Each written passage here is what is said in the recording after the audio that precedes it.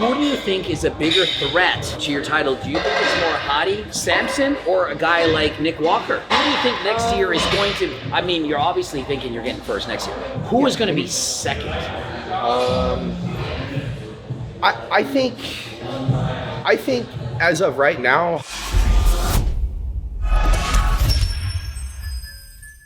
So tired right now. I feel it. I feel like you, I think. Good. You look great, man. Look at you. Thanks. You already done 2 workouts? I did an hour bike ride this morning, and then I trained for 2 hours with this Carolyn girl. I'm like, she's a machine. so we'll take it easy today then. Yeah, we'll do all right. It won't be too bad. That's how Coach Greg stays shredded. So this is where you train all the time. This is your Yeah, gym? this is literally like what brought me to Tampa back in 2018. Really? Was this gym? Yeah, Ben and I was training together back then, and just loved it. I love this. I love the gym. I love the area. No, but today I figured what we would do is, or what I would do, I would just come in and hit a little bit of chest, maybe touch up and do a little bit of triceps, just kind of just see how we feel, just having some fun. So what do you do? Like a push, pull, legs? I do all my body every time I work out. Really? You're a madman. You're a madman. It's fun though. I don't know if you take this, but I think you're gonna need it today since you've already had 2 workouts. You need to get some fullness I back can in use the muscle. anything I can get right Yeah. now. Goodness gracious. It's gonna bring the fullness to the muscles. So on the way here, I drink my pre-workout. I might have a little bit of stims. I don't like a ton of stims. Yeah. But I like a lot of blood flow. So Evogen Nutrition has the EVP 3D. I like to do 2 scoops of that on the way to the gym. Right before I train, I'll do the AQ, 1 cap, and then intra-workout, I do my amino acids, which is the amino chem. Now I got a question. Do you avoid caffeine aside from before the gym? Like, will you wake up and have a cup of coffee? Or would you just say, I'm gonna save all my caffeine before the gym? Because for me, like, I don't know if you watch Andrew Huberman, but he says don't drink caffeine when you first get up. Yeah. I'm big on avoiding caffeine whenever possible to like leverage it all before the gym. So you get that extra hype, extra pump, extra adrenaline at the gym. Like, That makes perfect sense. I don't do coffee. Definitely not during prep. I don't do coffee. Okay. But I do stimulants. Like I take liposide, which is a fat burner for me to do. So I'll wake up and I'll take a liposide pill, and then I'll do my cardio, and then just like a few hours later, or I'll have like a couple meals, and over a course of a couple hours. And after meal 2 or meal 3, I'll go to the gym and train. So the fat burner is still kicked in. I'm still getting some energy from that. So I just don't take a pre-workout fat burner, or I don't take any pre-workout stims, and I just let the stims from the fat burner in the morning carry into my training. I was talking to your workout buddies, your partners, and they said that you can pretty much lift the same weight at the start of the prep as leading into it. Me, I fall apart the I get last 2 stronger. weeks. I have nothing. So you just can function at that low body fat percentage. There is a physical component to it, right? Obviously, but I think as long as you are fueling the muscles appropriately, I think you can definitely sustain strength as long as you're not going too flat. I think it's more of like a mental thing. I really do. I think mentally you're tired, you're exhausted, and you're just like, I don't know, like I'm supposed to be depleted, so I think I'm gonna be, I'm supposed to be losing strength here. No, you flip that mindset around and you're like, I'm actually supposed to be getting stronger. I just end up getting stronger through the prep. And is your weight the same? Like, are you? No, it comes down. Are you like, say, 260 off season, and then you're dieting down? Like, how close to stay stage contest weight, or how much weight do you lose throughout the diet? I think it was about 25 to 30 pounds. Right, that's very close. I mean, even Chris Bumstead in Classic only gains 20 pounds. Yeah, like Chris, I think stays around what, 20 pounds? He says. He said about 20. But he has a weight cap. Yes. I don't. So, and that's with dehydration on top of it. Yeah, only 20. Same with me. So about 25, 30 pounds I like to stay within, because you don't want to get too out of shape in the off season, because you just have to diet it off. So that means you have to start your diet earlier, or you're going to burn off a little bit more muscle if you rush it, So you want to take a nice, easy, slow prep and start at a nice, good body fat percentage. That way you can actually grow into the show. And I mean, I'd say you're probably just under 4% competing on stage like the glutes, which is ridiculous. Just trying to get as low as you possibly can. What would you say your off season is? Like 10-ish? I don't know. I've never really measured it. I kind of just go more off how I feel and how I look, right? So I go off that, and of course, the weight, tracking my weight gives me another good indicator as well. If like I'm heavy, or and I need to pull it back, or if, okay, maybe you need to eat a little bit more because we're trying to actually add some muscle tissue. So tracking my weight and then tracking how I feel and tracking like my pictures and what I look like in the mirror is kind of how I balance my off season. Now I know 2 years ago you're at 212 and you're moving up to open, and I'm like literally saying you should stay 212, which obviously proved me like. Wait, you thought I should say 212? 2 years ago I was like, I want you to stay 212 and keep dominating. Here I'm like, this guy's gonna win, no one will ever beat him. And you're like, no, I want to go up to open. He wins up to open. How much in weight did you put? It was close to 20, right? Like 20? Yeah, about 20 pounds difference. Did you put on more weight this year than last year, or you just getting leaner and tighter?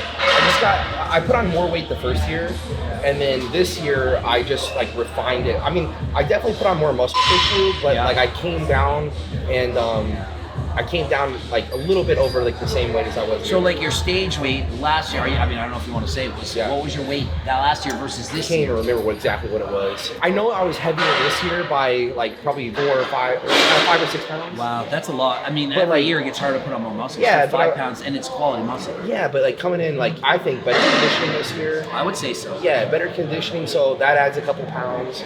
So like when you really put like them equally side by side, I'm sure I gained a good 7 pounds or more muscle tissue. And your goals for next year, is it to come in even bigger? I don't know how much leaner you could come in. I pretty much as lean as you can get. I think it's more about refinement. It's about putting the muscle in the right areas. Kind of like what I did last year, where I focused on the chest and the legs. I think we can continue to enhance those areas again. Yes. But it's more about not how much bigger can I get them, but how much more can I etch them out? How much more muscle density can I get? How much stronger can I get in my lifts that are going to help really make those muscle fibers pop next year, you know? Yeah. So it's going to be a full year of training under my belt, another year of age, you know, walking on the planet. So I think what you're going to see from last year to this year is going to be similar to what you see this year to next year. So I hope.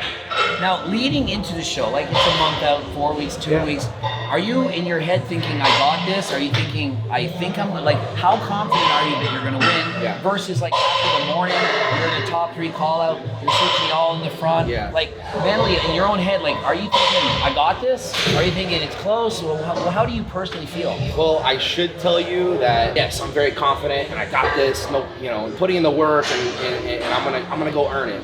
But I'm human, and there's definitely a lot of times that I think to myself, like, I question, you know, the effort I'm putting in the gym, because I'm the type of guy that's like, you can do more, you can always do more, you can always do better. So I'm always challenging myself and checking myself, are you doing enough? Like, and so that's when my support comes in, and like my wife, Trevor, and my coach, Hani Rambod, like that's when your support comes in and helps guide you and lets you know and reassures you, like, hey, you are doing enough.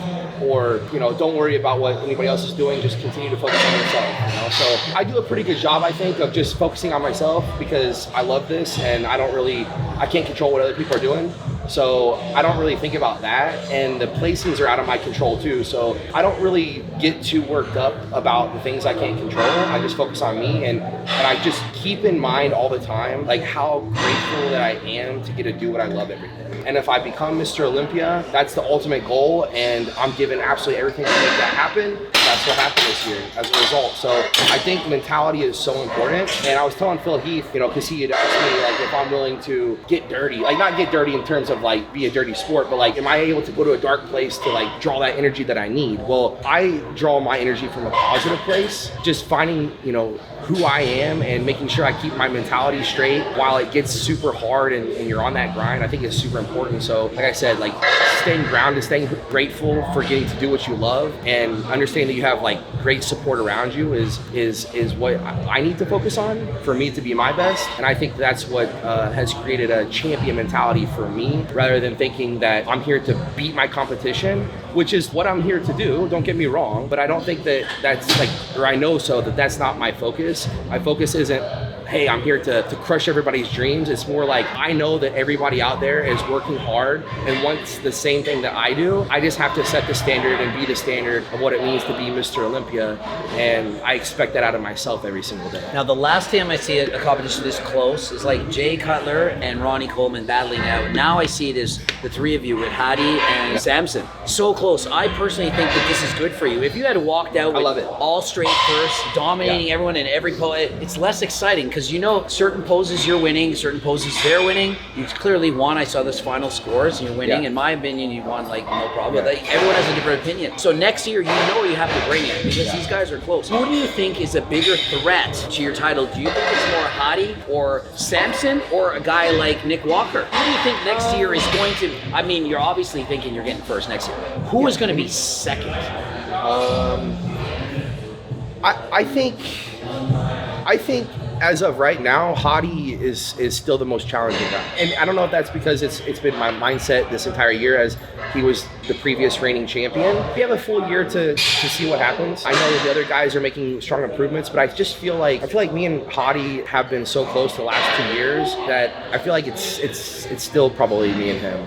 But the thing is, I don't want to count those guys out. That's the thing. No, because Samson Dauda is amazing, and he is definitely making improvements. He's hungry as it gets. Nick Walker, I mean, if he would have been there this weekend, I think would have really been exciting for the fans to see. And I know he's making improvements. Like you said, it really could be any of those guys that challenge for it. But once again, like, I can't be concerned about who the guy is that is trying to challenge me, who's going to be there standing at the end, because I expect that the most out of myself, and I expect to do what it takes to be here to stay. Yeah, bodybuilding is such an individual sport. You can't control everyone else. No. I'm going to predict right now. I'm predicting it's going to be you, Samson, then Hadi, and then Nick Walker. That's my predictions for next year. So what I see is from the front, just standing there, when Samson walked out, I'm like, oh, it's trouble, because I'm predicting you're winning. As soon as he walked out, I was like, this could be bad. I'm scared. You hit the front double bicep. I'm like, oh my God, I just have never seen a pose like that. You look like Chris Bumstead with like way more muscle. Ridiculous. And the back pose, that's when I was like, oh, relief. Stressed out, relief. Because I'm like, Samson from the front, I thought, oh, he's got the aesthetics. He's taller, bigger. As soon as you turn around, I think he had it. Now, well, speaking of Chris Bumstead, and having asked me the question of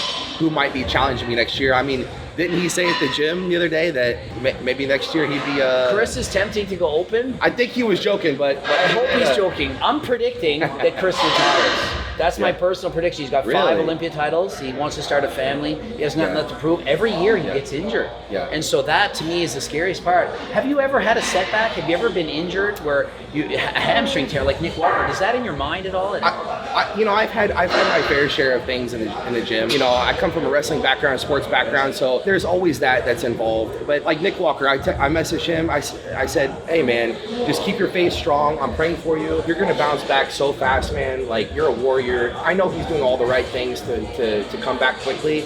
But yeah, I mean, I think we've all gotten banged up here and there at some point. But thankfully, you know, God's been good, and I try to keep things under control in the gym. But yeah, anything can happen. I mean, we're lifting a ton of weight here. When I say a ton of weight, I mean we're lifting a lot of weight every single day. Lift. It's a lot of weight, and it's intense training. And sometimes we get in our head and we want to get a little reckless, but we have to remember, like, hey, we're here to do a job, right? And gotta keep it under control. That's why today is not gonna be too crazy. No, I mean, he's been training as hard as he can for how many months, and after a show, this is one of the most dangerous times to train. Do you feel like you're hydrated? How much weight have you put on since the show? No, I really haven't. Have you weighed yourself? Do you know, are you up 10 pounds? Are you 15? I think it's close to about 10 pounds. That's from like my dehydrated weight. It's not much at all. Well, I haven't really been eating that much, right? Like, everything I've been eating has been super clean. So I just like to do that because I feel good and I don't rebound bad. Like, I mean, you see me, I literally have no swelling at all. Like, you have no